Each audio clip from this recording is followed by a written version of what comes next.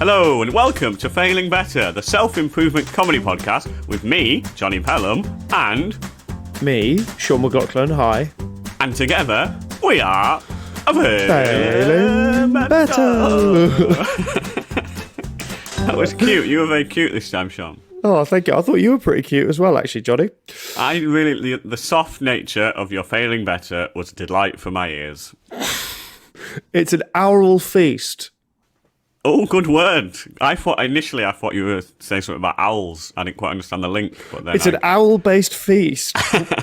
Sign up to the Patreon to watch me flick my head around 360 degrees. Oh my God. Could you imagine if you were married to someone for like a decade and then you walked in and you called their name and they just turned 360 and looked, well, I guess 180 and looked at you and said, hello, I've always been able to do this, but I've kept it secret. Just keep those 5-star reviews rolling in. I wouldn't say again Sean saying no and to my little ditty. All right. Well, let's do that then. Do you want to do a little act out of this? I don't have, neither of us have the skill level to do it, though. Let's see if there's juice in this lemon. So I'm married to someone for 10 years. Yeah, me. You're married to me. All right, I'm married and to you. I am the Queen of Hungary. Okay, well, that was an element that you didn't add. So I'm married to the Queen of Hungary. Yeah. And let me tell you, Sean, there's a lot of puns about being hungry flying around every day. I go, hey, don't feel bad about yourself. Budapest. You the best. Budapest. That's not anything. Anyway, it's been a long marriage. It's strained by this point. The puns, we initially fell in love. It was wonderful. On the banks of the river Wudaba. But now the puns have taken a toll on our marriage. There's detest, hatred. I knock on your door, on your study, and I say, hello, honey. How are you this morning? This is already such a bad episode, man. This is already... This is not great. Because also, I've forgotten, am I the Queen of Hungary? Are you the Queen of Hungary? You're the Queen of Hungary, but it appears that I'm the one who can turn his head 360 degrees. Great, we'll go for it. Well, all right, I've done it. In the act out, I've done it. Oh my God. Your head turned. Scene. I think that was good. I mean, that's a good beginning to the pod. All right, well, welcome to the show, everyone. It is a... self-help podcast. If you need help, we will give it to you. Yeah, if you need help with anything really, day-to-day skills, turning your head 180, anything you need, we've already given them marriage advice, I think. We have. If your marriage is struggling, just turn your head 180 degrees while they knock on your study door. And make a lot of puns. Puns are fun. Puns for the first 10 years, turning your head around 360 degrees the years after that. You know owls? Yeah. Can they actually turn their heads 360 degrees? Or is that just one of those things that kids believe and it's kind of... Well, it's certainly something the mainstream media wants you to believe, which makes me not believe it. Oh my God, yes. Yeah, the BBC. Info wars. The BBC, like, fucking owl's going to turn their head. I've never seen one.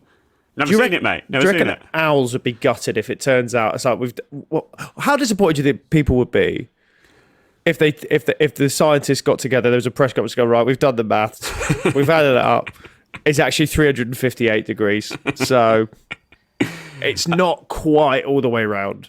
I don't think anyone would be too bothered. I guess maybe people who are really into owls would be intrigued by that news, but I don't think it would ruin their day even.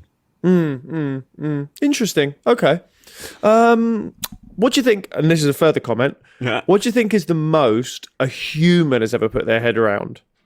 Do you think a human's ever got, just for the listeners, Jonny has tried to turn his head around. I was just saying what? As if to be like, well, maybe I'm the one who can do it.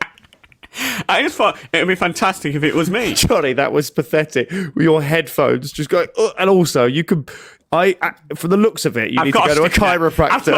This isn't the day for me to really be doing this. I woke up with a stiff neck. I was just talking to Sophie about how I've got a stiff neck. I've instantly tried to go for the world record head turning. I haven't done the most rudimentary prep. I'm going to Google this. Actually, I might Google. I'm very curious. How would I even Google it? It might be it can't be much past like 90, can it? Can a human turn head. It can't be past 90.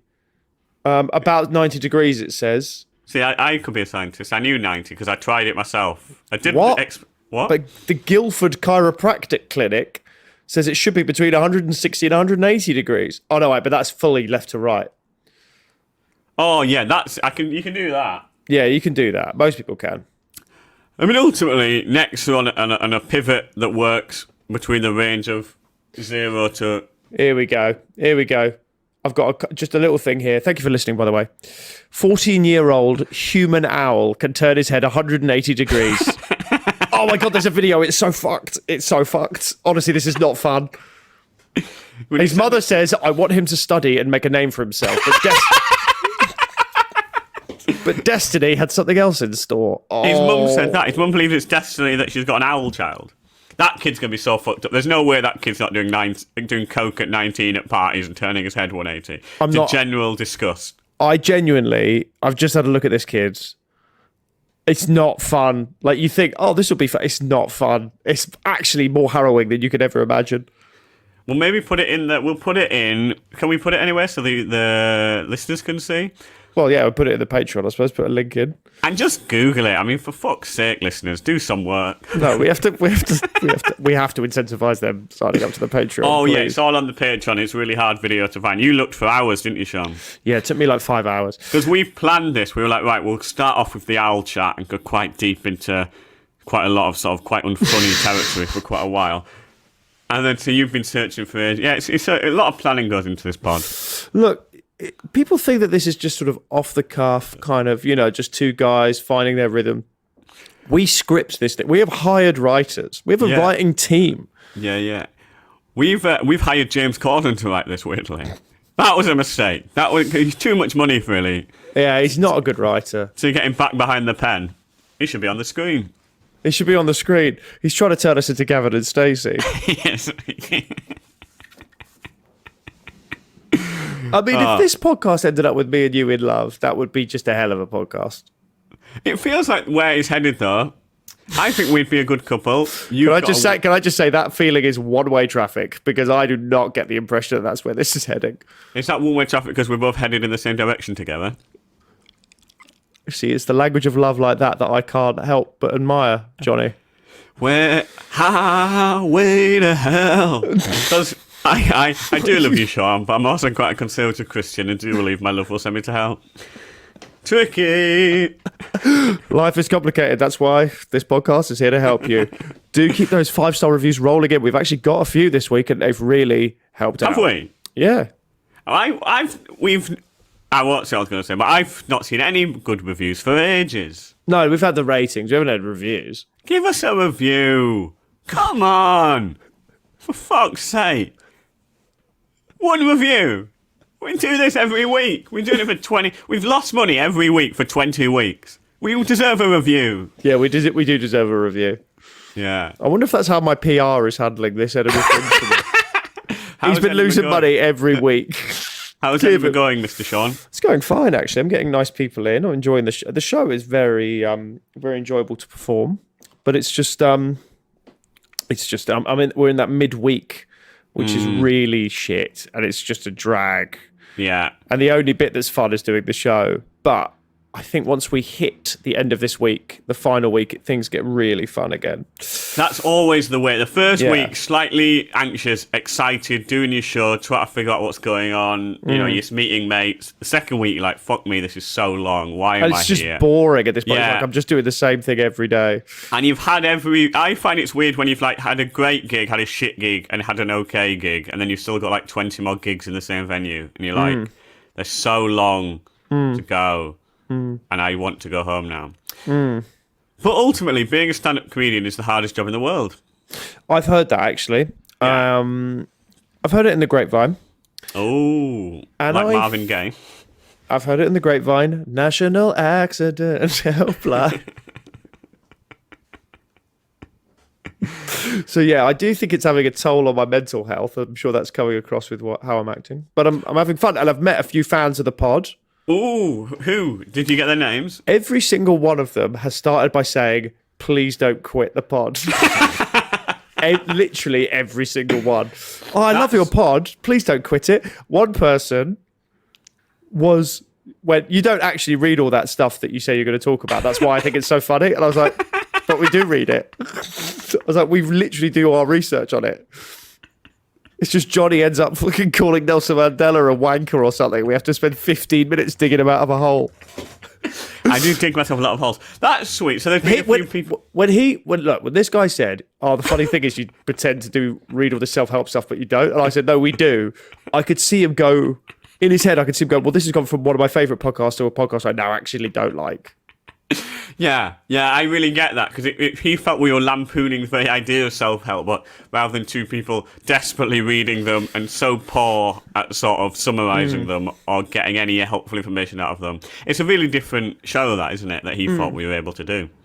But it's good that people can project their own interpretations of what this show is. Most podcasts don't have it. It's pretty straight. They're talking about what they're talking about. There's layers to Failing Better. Failing Better has layers. We're an onion, baby. We make you cry. We make chili better. We're an onion. We're the onion of podcasting. We're the onion of podcasting. We'll make you cry. We'll make chili better. You can buy 3 of us in a sack. What podcast would you like to be in a sack with, if you had to be in a sack? With 2 other podcasts? Yeah. I think 2 successful ones. Joe Rogan and Jordan Peterson. We're in a racist sack. I don't know if I'd enjoy being in that sack. Sack hates women. I think that would be deemed the sack of shit. With a mainstream sack. I'd like to be in a sack with probably like Football Weekly or something. I'd like to have some nice football journalists in there. Yeah. And then maybe a history one, so I could learn my history. Well, I don't want to give any teasers away, but you'll be quite delighted about what we're learning this week then, Mr. Sean. I've heard a rumour about what we're learning about. I think we're going to the old country. We certainly are. We're going to the land of olive oil. Anyway, what's been going on with your life there, Jonny? I've been performing at the Edinburgh Fringe every night. I've been writing in my days. I've been doing this podcast. I've been doing interviews. I've been pitching things. I've been having other meetings. Tell me, what has Jonny Pelham been doing with his time? Well, yesterday, the umbrella on my sun lounger fell off, so I had to put it back up. Your life sickens me. And do you know why it sickens me? Why? Because you have the exact same career and income as I do. And I feel like I have to work about 1,000 times harder than you. No, I mean, I feel like I'm Frank Grimes and you're Homer Simpson.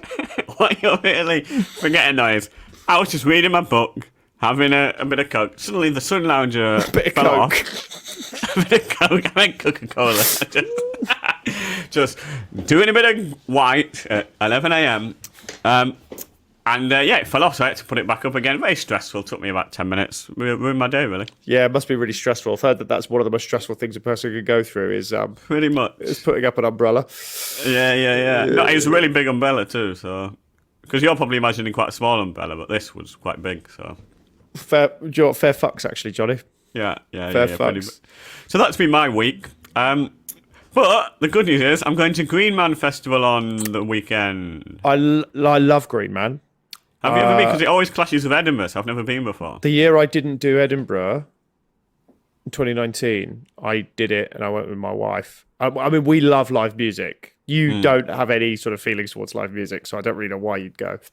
But I'm really looking forward to having fun with my friends in a field. It's a tremendous event. I think it may be my favourite one. I thought it was just so fun, and we just had such a blast. It's really, the layout of it's really cool. Great What's bands. the gig like? Because sometimes I remember doing a gig at Latitude where I was on after. I was the last thing on at the festival, really, and everyone ate. Headliner. Yeah, but literally, I was at the Black Keys were on at like 9 till 11 or something, and then I was on at the comedy tent, not the comedy tent, like the theatre tent. Yeah, the cabaret one. Cabaret tent, like 10:45 to 11:15. So initially there was absolutely no one, and then there was fuckloads of Black Keys fans just wandered in and saw the last 10 minutes of me anxiously talking about Home and Happy. I've done Latitude twice. Once I was on at 11:45 In the evening or the morning? in the morning. Yeah. The second time I did it, I was on at 11:30 a.m. The arena didn't open until 12. I was like, look, if you don't want me here, don't book me. But that must have meant it was quite full, wasn't it? No, With because everyone- no one was in. No one was in. The thing about you, Sean, is you're a good person to book, but I can see why they're hiding you on the bill. Because if word got round that you're on, people aren't going to be watching the big acts. They'll have complaints. I don't know if I should be saying this, but I got booked for it this year. And then I was busy with this other writing project and other stuff anyway. And then I looked at it and I thought, maybe I can still do it. And I was on, I think, 12. I was at the first act on. I was doing less than everyone else. And I just was like, there's no fucking... I am going to die on my ass. You do not put me on at midday, okay? No, you've got to be past people. You've got to be on 9 p.m. Basically, you have to see me just after you've snorted the cat, but before it's kicked in. Like, that's when you see me. Yeah, I agree with that 100%. Yeah. What's the gig like at Green Man for the performers? It's like a nice one. It's a nice it? one. I clashed, unfortunately, with Sharon von Etten, who was one of my favourites who I wanted to see. But I really enjoyed it. Is there anyone I should go see, Sean? Because I don't know anyone. Also, I'm on Sunday at some time if you want to, or going to Green Man. I want to watch me. There are so many great bands playing Green Man. I've got the lineup right here. I've never heard of any of them. You've never heard of Kraftwerk? I've heard of Kraftwerk, but I don't know who they are, what they do. What sort of music is it? They're probably, this is going to sound weird, they're probably like the most influential band after the Beatles, I think. Wrong. Bob Dylan. Wrong, says the man who admits he knows nothing about it. Wrong. Kraftwerk are not the most influential band after the Beatles. I've never heard of them. Because they were the big band to only have electronic music. So all like dance music, techno, synth music, it all comes from them. Right. Interestingly, I hate all that type of music. Well, there you go. I hate So Bob is it Dylan, like- so there you go. So that's all the music you just have to be high on ecstasy to like, isn't it? Really? I don't think that it's that fast. I think it's kind of just... What is this? It's a lot. It's slow, repetitive noise. It's a lot of soundscapes. Soundscape. Oh, yeah, I love it. They do an album that's all about the Tour de France. They've got an album. These people sound like such wankers. They've got Where's Kesha? Where's Kesha when you need her? Yeah. Chameleon Air featured guest Chameleon Air. Come on, Camille. What about Beach House? You heard of them? Love Beach House. Do you really know who Beach House I are? love Beach House. Yeah, love all their work. I think they're incredible. I think they're just brilliant. Why are they called Beach House? Is a shit name, isn't it? I think it's a better name than Failing Better. Fuck off. Failing Better is a name that sort of captures the way in which we are failures in life but are constantly seeking improvement. Beach House is just like, we're so rich, we've got another house near the beach because our income's so high. Yeah, I don't know. I think it's more like it's wistful music about kind of romance and They're the melancholy. middle class problem. They're ruining music and they should be ashamed of themselves. Where's Bastille on this thing? Where's Madonna? I don't want to go to this festival. I don't know anyone. Where's that working class hero, Bastille? Parquet Courts are playing on the Sunday. You've got to see Parquet Courts, baby. I've seen them this year. I saw them on this tour. Who are they? They're like a punk band from America, and their new album isn't very good. But Are they the people who you went to with your father-in-law? No, that was Shovels and Rope, who are not playing. I want Shovels and Rope to play. I've literally never heard of any of... I'm scrolling through now. I've never heard of any of these people. Why am I going to this festival? Have you heard of the Viagra Boys? They're good.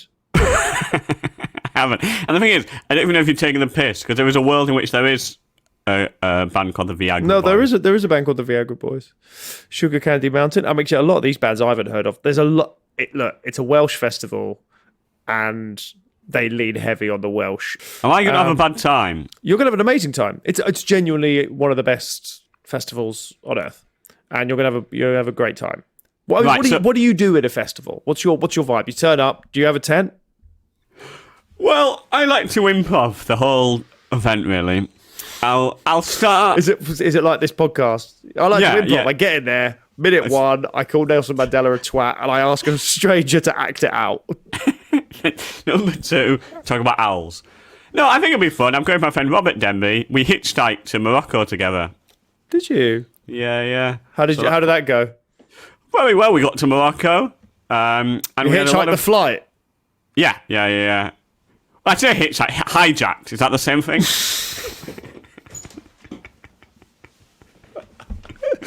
It's six of one, half a dozen of the other, isn't it?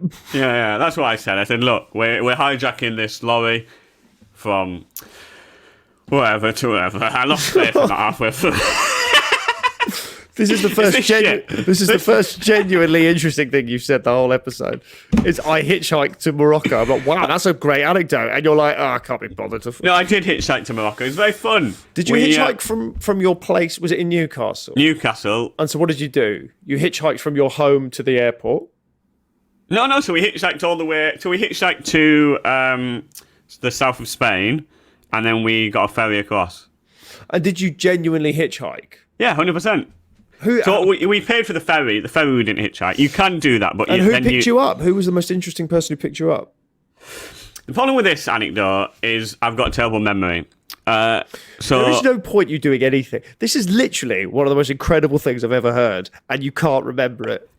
We got in with a guy because I can't remember where we went. We went to Barcelona. We had some Chinese food in Barcelona. That felt pointless at the time. I just can't believe that is what you're taking away from this. What was the best thing? I went to Barcelona, I had Chinese food. Well, it was 10 years ago. We met a guy who was cheating on his wife with a woman in... he was Spanish. So if there's any Spanish women who are worried about their husbands, I'd worry, mate. Because he was cheating on it. He was driving to cheat on... imagine if she was listening to this, she goes, fuck, I know exactly who they mean. Yeah. Her husband was talking about two English boys she picked up. 10 years ago. She's listening to this, she's just going, ¿Qué pasa? What does that mean? What is that? Oh, right. So he was cheating on his wife. We got into a lorry with a man who told us what he likes to do is he likes to slow down as he's overtaking women so he can look down their tops. And you were like, this is time sensitive, this hitch. It was really horrible. And he was, because obviously lorry drivers sleep in their... their cabs. Their cabs. We were like, do you want to go to sleep? And then we looked at the bedding and there was just loads of stains on there. Yeah, so he would look down people's tops. He was very creepy. But that's the problem. The problem is once you're in a hitch with someone, you can't just be like, we need to get off now. But he was creepy for sure. I'm really. It makes me happy that hitchhiking is still a thing because in Britain, I think, isn't it kind of illegal here now? I don't think it's legal, but it's the sort of thing the Tories do like to make things illegal that are sort of fun. So maybe it is, but it was a very joyous experience. Then we got to Morocco, and then we ate a lot of food and wandered around the markets and enjoyed Morocco immensely too. Did you go to Marrakesh? Did you go to Casablanca?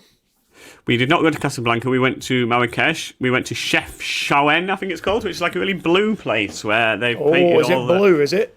It's blue, you know, mate. A bit lewd, bit mucky when you get there. It's one for the dads. Yeah. No, all their houses are painted blue. And it's on the seaside. It's really beautiful. I'd recommend Chef Chaouen. And we went to a few other places too.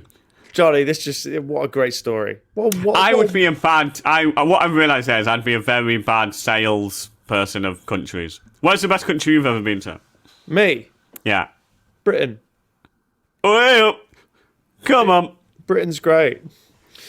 That's why it's called Great Britain. Oh my! I didn't know that was the reason. What is the best country I've ever been to? I don't know. I do like Canada. Fucking hack! Such a pathetic answer. Just worming up to your family. Canada's, let's be honest, a middle-rate country. Yeah, it's sort of widely considered a very bad place to be. Yeah, it's horrible, crime. People are awful, terrible education. I do think the problem is mine will be too Europe-centric. I haven't travelled enough outside of. But that's you can only go on your own experience, Sean. The problem is I do objectively think Spain is the best place. I think I just don't see any place that could be better than that. I think if you were to build like a perfect country from scratch, it would probably be Spain. And that, even though it's a country with a huge amount of social and economic problems.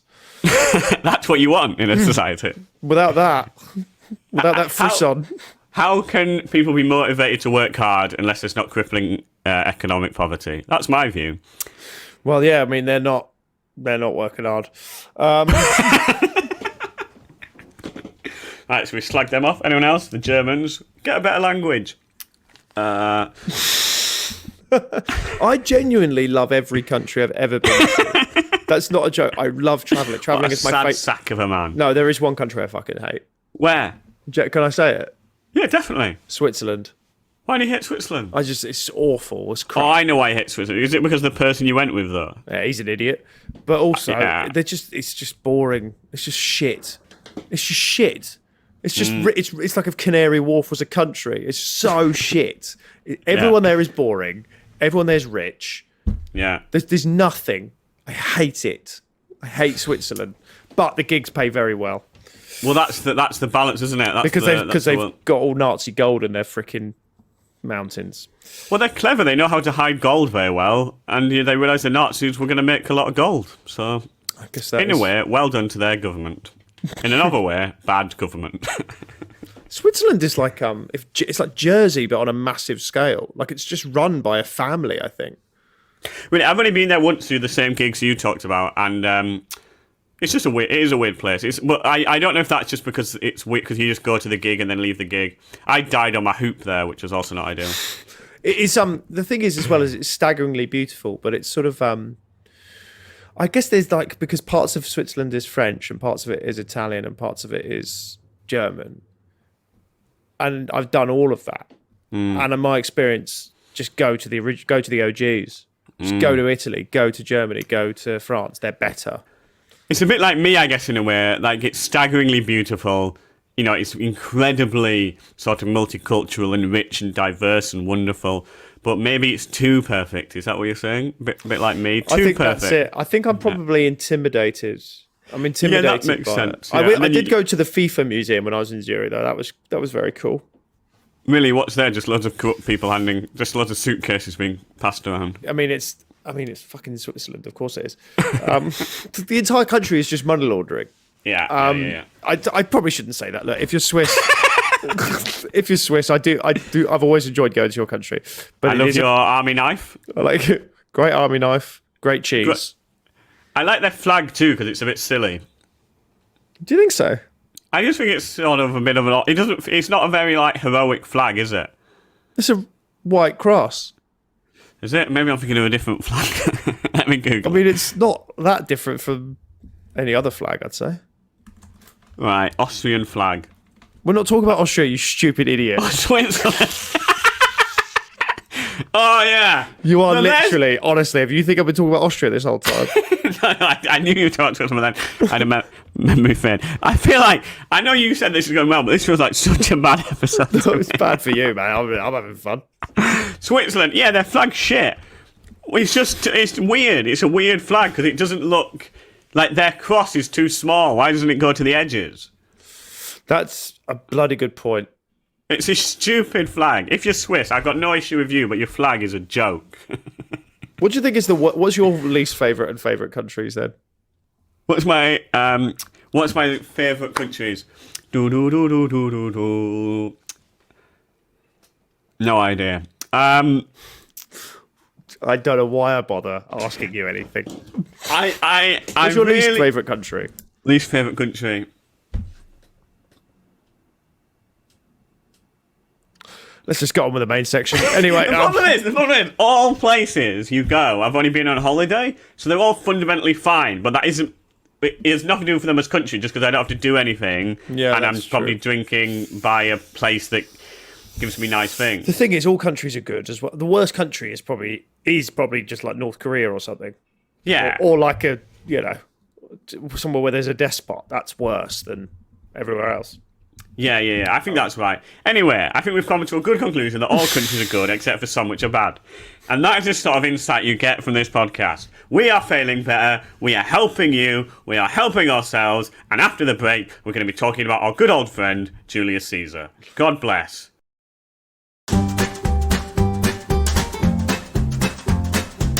Hello and welcome back to Failing Better. Today we are looking at Julius Caesar, the man, the myth, the legend. He came, he saw, he conquered. Can we learn anything about his great life? Occasionally we do these episodes, don't we, where we just look at one historical figure. We did one for Lizzie, didn't we, for her Jubes, for Jubilee. My issue is, and this is maybe something I should have talked to you not on the pod about, but all self-help book essentially says like the same 10 things in different orders. So I do worry that we're running out of self-help things to talk about. I tell you what, a better podcast I was thinking we could do, Sean, is like... they don't really tend to do this on podcasts. They don't tend to go, do you know what? I think the next one will be better. No, but I think this is a better fundamental idea for a podcast, is every week... we bring a guest on and they tell us a law they'd like to change. So it could be like a personal law, so we get like a personal story where they're like, this law fucked us up, or it could be like tax, or basically a law that, and it could be silly, like we get a comedian on who's like, they should make eclairs free. And I think it'd be a good way to have a guest on and talk about something interesting every week. What do you think about that as a new podcast idea? Well, Jonny, I mean, I didn't want to mention this on the pod, but my understanding is that you've already joined another podcast. Is this correct? On the fantasy football one. And when were you planning on breaking that to the listeners, that you've joined another podcast and that you've turned your back on Failing Better? Well, the good news is, listeners, I joined the fantasy football podcast. We did one episode. We realised it was too hard to do the audio editing, and now we've stopped. Wow. So I'm out. But don't you think that's a better podcast than this? What, the fantasy football one that you never No, released? the one about laws, and you can bring a... What would it be called? It'd be called the Law Podcast. The Law... With Johnny Pelham and Sean McLaughlin. I don't know if it would be better. Because you could bring a comic on. You'd bring, like, Harriet on, and she'd be like, I think all Scotch eggs should cost 2p, and you could talk about that for an hour. Then you could have an economist on who'd be like, we should find a way to tax wealth because corporations are just able to smuggle it in, and they'd have an actual policy, and we could talk about that. All right, Johnny, do you actually think we'd ever get a fucking economist on it? We'd get loads of economists. I've got a degree in economy. I could come on. I've got a degree in economy. I got a degree in economy. I have got a master's in international political economy, and every time I tell people that, they are very shocked. Yeah, you don't even know the difference between Austria and Switzerland. Look, I don't even know the difference between the pound and the euro. I just know that money coming in is good and money going out is bad, unless you're spending it on nice things. That was my dissertation. Johnny, if you want to do another podcast, we can do it. But I think Alpha Project, Failing Better, I still think there's legs in this, baby. My issue is, but this is all self-help book is the same 10 points. But let's sort this. Anyway, we're talking about Caesar today. Julius, as I call him, Mr. Caesar. What do you call him, Sean? You are harpooning this recording, man. What do I call him? Yeah. The salad boy. Salad boy. Is that what you want? Yeah. Fucking hell. He conquered Gaul and he made a salad. What a good life. He was born in 12th July 100 BC. And he died... Did they even have July then? No, but now that's how we understand that, because he made July happen. He made the calendar, didn't he? Did he? Yeah, he made the Roman calendar. Because he went to Egypt. I quite like Caesar. I bet he didn't do it, though. Someone else probably did it. Someone else did the maths, but he looked at the Egyptians already had the calendar we have, which is like 365 days, 12 months, and then a leap year and 29 days in February every 4 years. And he went, that's the best. Because before that, the Roman calendar didn't match up to the seasons very well. Oh, really? Yeah. So what was that's... it? Oh, the previous one, it was just... It actually...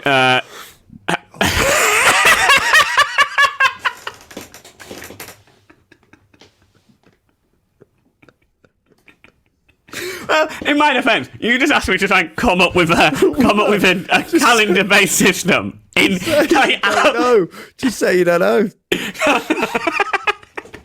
No, but the way you said, what is it? It did not allow me to say I don't know. You put me on the spot there. You have got to give us a 5-star review, listeners. Come Sign on. up to the Patreon. We're floundering it. I'm coming up with new podcast ideas. I do think this has been one of the worst episodes we've ever done. But you are confident, Sean, and I believe in you. I have faith in you as a human being. Right. So he died on the 15th of March, 44 BC. And this was his life. So he was 54 years old. 56 years old. 56. When he died. Or was he 50? He would have been 55? He was entering his 56th year. Yes. Yeah. So, he was born, he had to flee Rome because a dictator came in, he was captured by pirates, he came back, he killed the pirates, he conquered Gaul, he brought troops over to Britannia, led Rome into a civil war with Pompey, ended Roman democracy, declared himself a dictator, went to Egypt, shagged Cleopatra, had a kid, and then was killed on the Senate steps by, amongst others, his friend Brutus. Does hearing all that make you feel like you're wasting your life, Sean? I mean, it is an amazing story, that, isn't it? I mean, that is proper stuff. That is God tier historical figure stuff. I think when you've got to the point where you're shagging another famous, iconic figure from a different civilization, that's when you just go, well, what could you say about him? What could you say? I mean, let's be frank. Horrible man, absolute legend though. Absolute goddamn legend. There's no doubt in that. My favourite thing, he was captured by, when he was like a young man and didn't really have any rank, he was captured by, like him and a bunch of people were captured by pirates, and he said to the pirates, I'm going to come back and have you all executed whilst he was in jail. And then they paid the ransom, his family. So they dropped him off at like a little village, and he went round, rallied old Roman troops who were just like retired, and came back and killed the pirates. So like he didn't even have the rank. It wasn't even like he went back to Rome and like got rank and said these pirates. He like did it in his local area where he was, and he just did it without any real authority, just because he said, "Look, we should go kill the pirates." I mean, he must have had a hell of a lot of charisma to get away with that. If some bloke just came to me and just looked, some pirates have kidnapped me, and do you want to help me kill them? They'd have to be very charismatic. Do you think I could convince you? No, it'd have to be like Michael Moore or someone like that. Michael Moore. I'm going to eat a burger every day to see how bad they are. That was a weird. Was that him? No. Oh.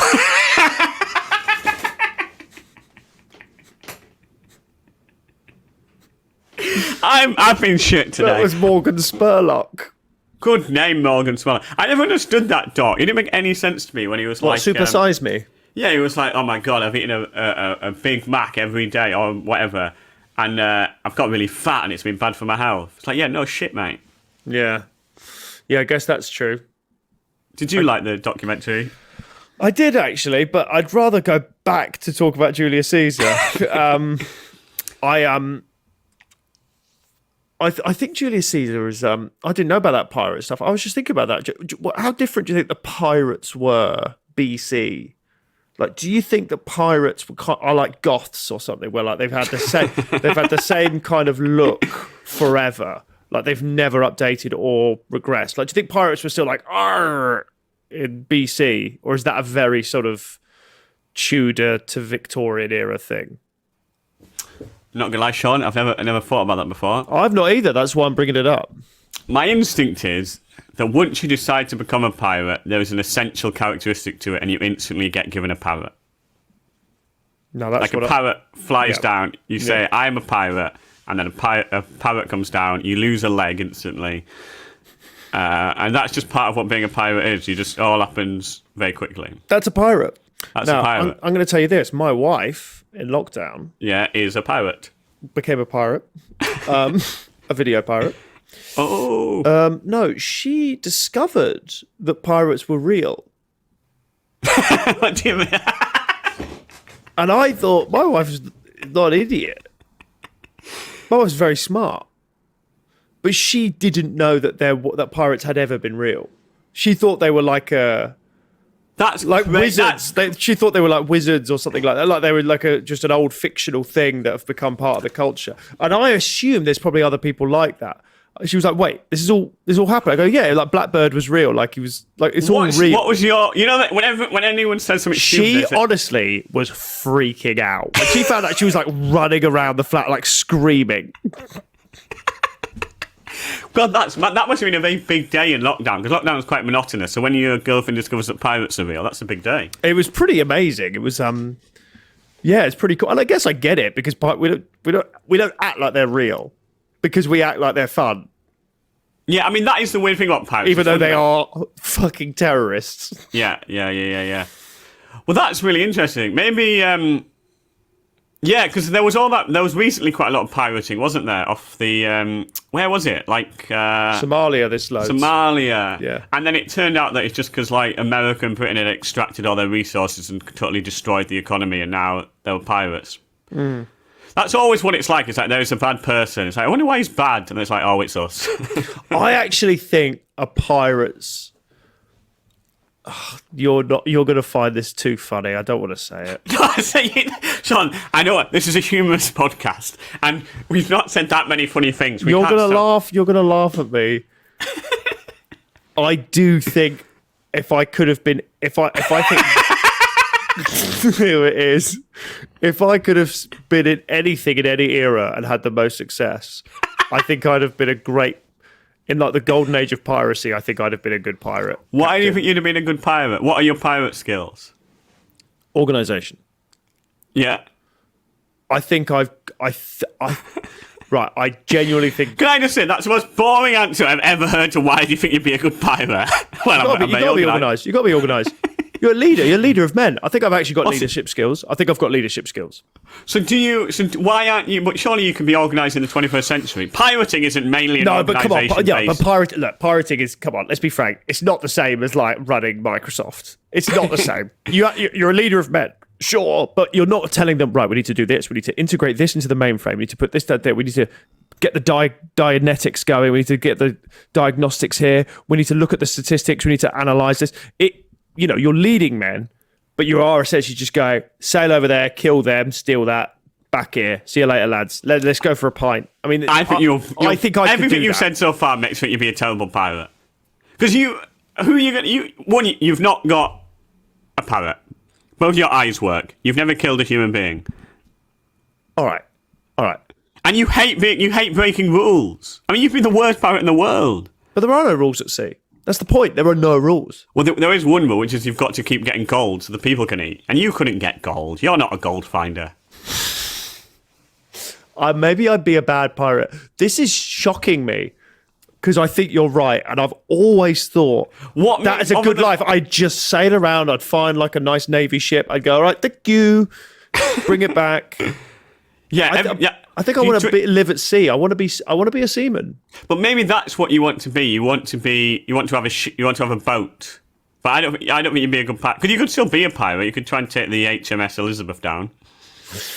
Do they have to steal things? I mean, what else could they do? Couldn't I do like were there like pirate like contractors like?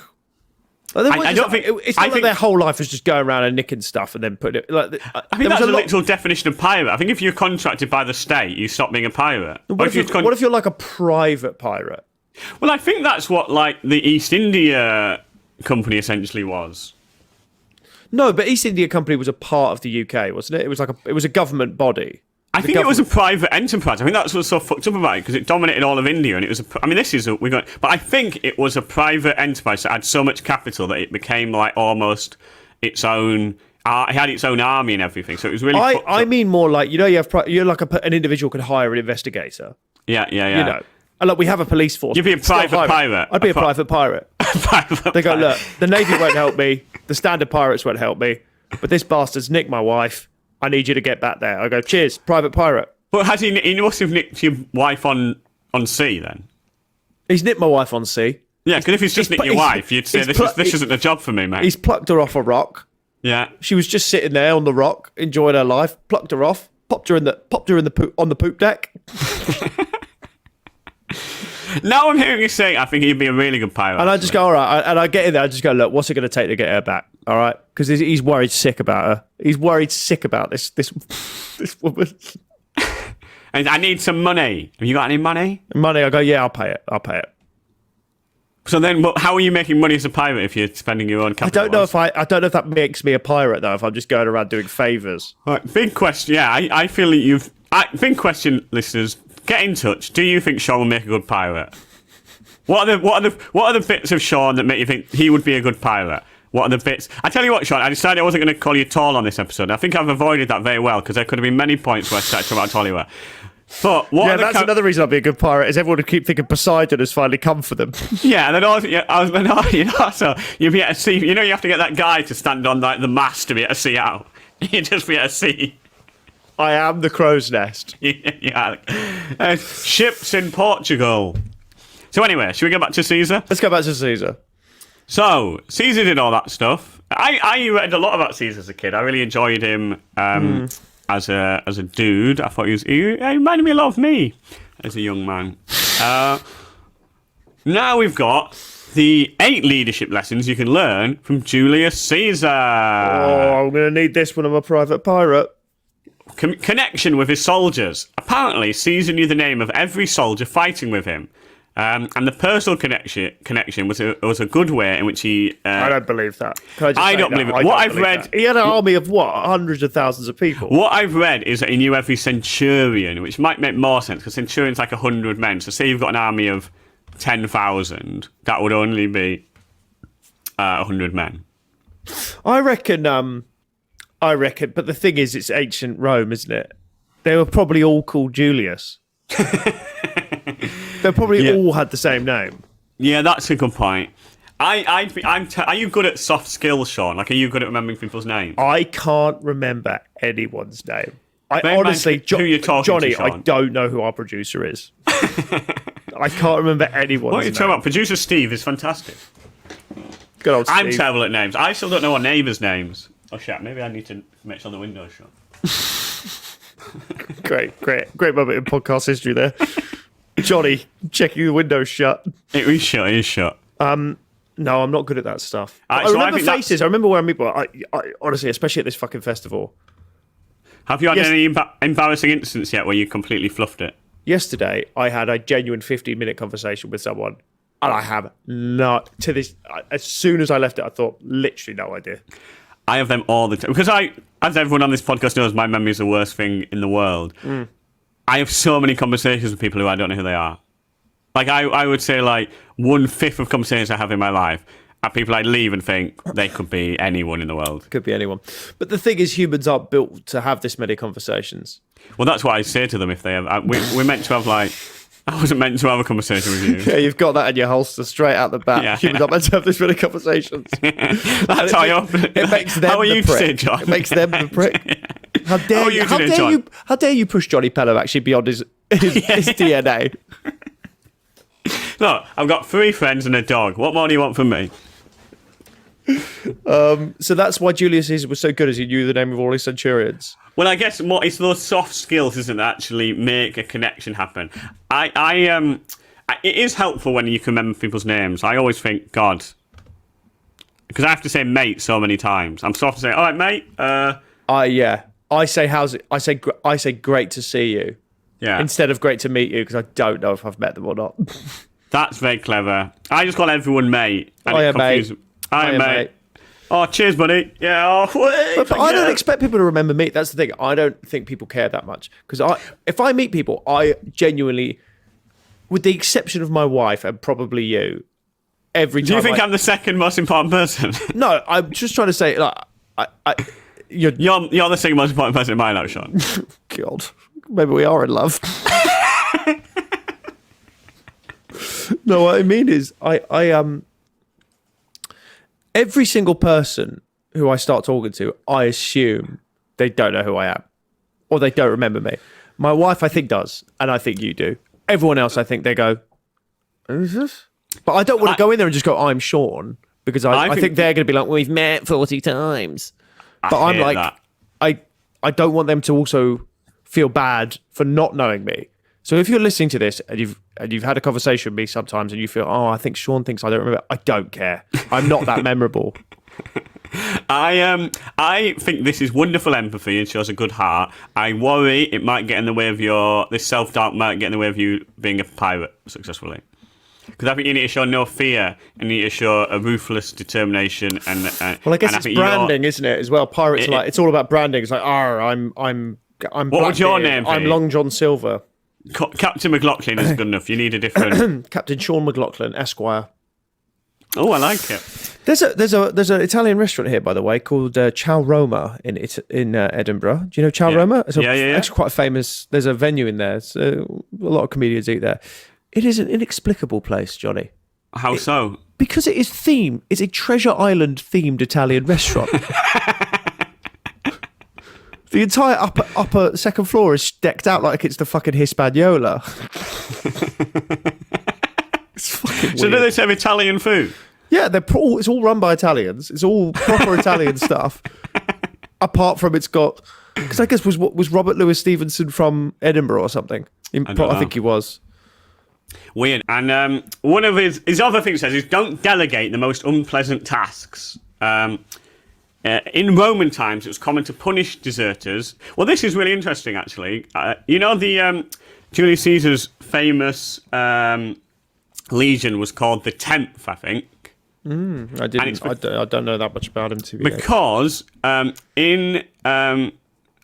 might be getting the 10th name wrong, but basically, if you desert, they did a thing in Roman times where they would, if you fled in battle, the next time they got them together, they would draw straws and they'd make 9 of them beat the 10th person to death with bats. So your mate, who you've been like hanging out with for for years and years, if completely randomly you just have to beat him to death with a club and like 9 of you. I think I'd have that in my ship. That would be one of your policies. I think that's why I'd be a good pirate, actually.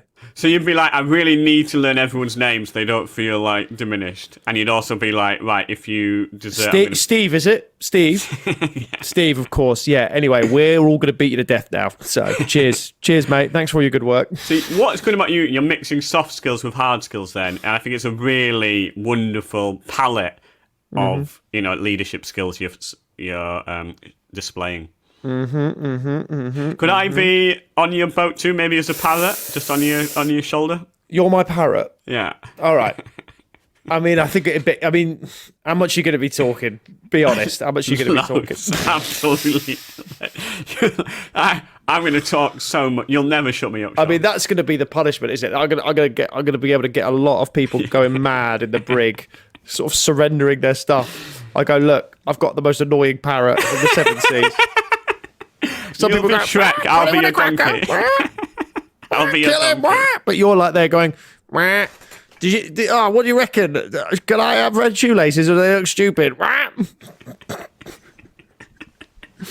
Julius Caesar's 8 leadership skills. Haven't eaten enough fruit the last few days, worried about my digestion. Oh, God. Fucking hate this parrot. Stupid parrot.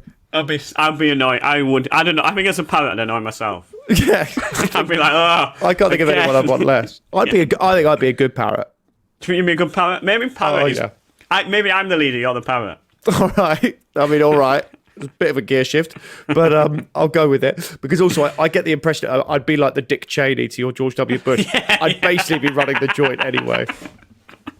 Where should we go, parrot? You need to go there for the oil. Thank you, parrot. Thanks, Parry. I'd call you Parry McLaughlin. Parry. Parry McLaughlin. Oh, God. So anyway, that's how you become a good leader. Anyway, I hope you've learnt that, everyone. Basically, we've talked too much, so we don't have time to go through much of the list. But the list is quite shit. So there you go. It's just another great episode of Failing Better, everyone. Genuinely, thank you for the nice ratings, for the nice reviews. Sorry this episode's late. I mean, yeah, that was late. I just want to say, that was completely Sean McLaughlin's fault. About an hour before he went to pod, he said, "Can't do it today." That was it. Well, I am a busy boy. Well, I mean, you're a busy boy, but I'm a lovely parrot, so we all have our tools. I'm the parrot. Yeah, but I'm also a parrot now. 2 parrots. Parrot with a parrot. Sean?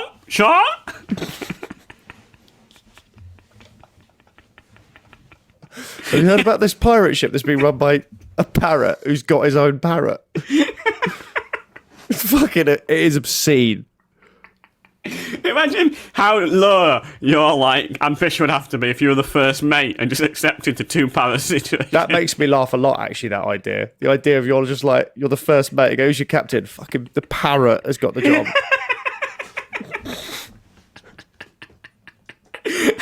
And he's like, why are you so loyal to this parrot? He's like, I know I couldn't. I just go, I'll be honest, he's not doing a bad job. It's like when like pro wrestlers become the mayor or something of an American town, and you go, well, they're doing fine actually. Fair enough. Yeah, got it. Imagine taking a yeah, it's great. Imagine taking a what were you about to say there? What was after that? Taking a shit. Imagine it like imagine taking a shit. Thank you for listening, everyone.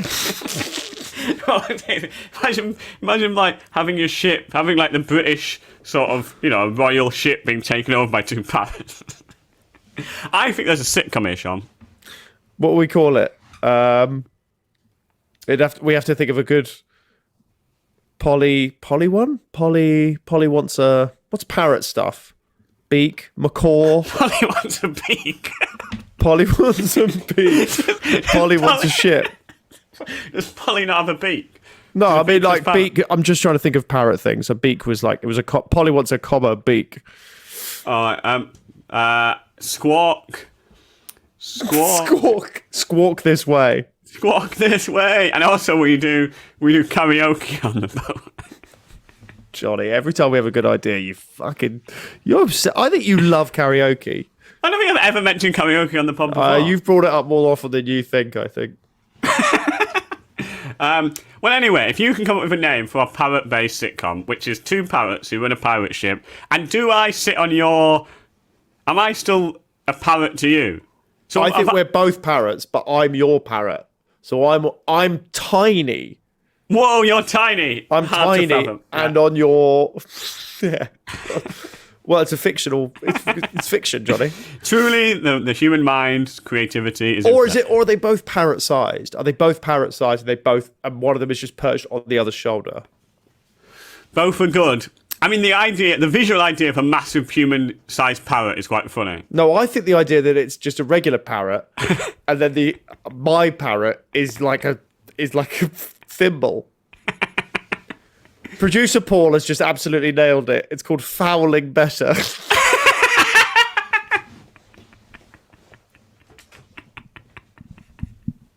That's a good one, Paul.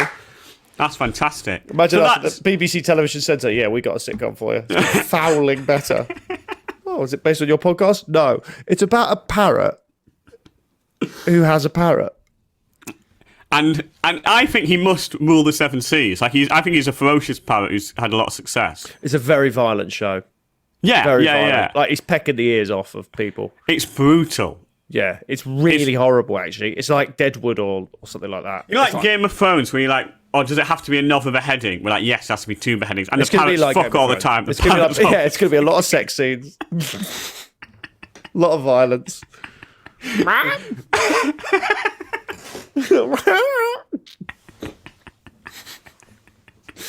We want a big budget for this.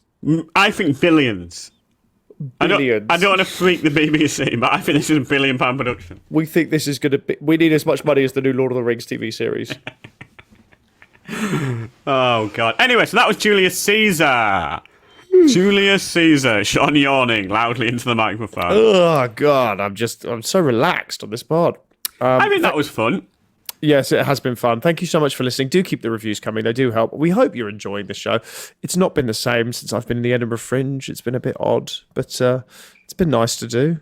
Nice to see you, Jonny. I've had a lovely time. I've really enjoyed seeing you. I hope Edinburgh continues to go well. I hope you get the success you deserve, and I hope that success brings more people to the pod so I can continue my life of doing very little.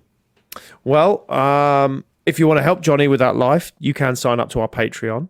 Which we're about to record our Patreon exclusive content, aren't we? We certainly are. If you go to patreon.com/failingbetter, then you can see the different price bands from as low as £3 a month. You help us do more of this. And also you get which I'm sure you'd like to, but it's you also massive.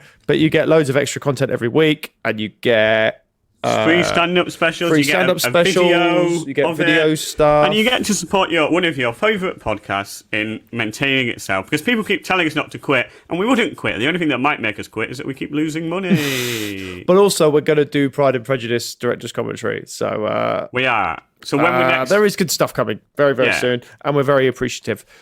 Patreon.com/failingbetter, or email us at failingbetterpod@gmail.com, or give us a review or a rating, or do nothing. Right. Anyway, in the meantime, I've been Sean McLaughlin. I've been Jonny Pelham. We remain Failing Better. You made it like a parrot. That was very good. A podcast from producerpaul.co.uk. It's worth knowing that we've got 0 listeners in Switzerland. I've had a look on the analytics, so it can only go up. We're all right. We're all right with them. Let them keep their money.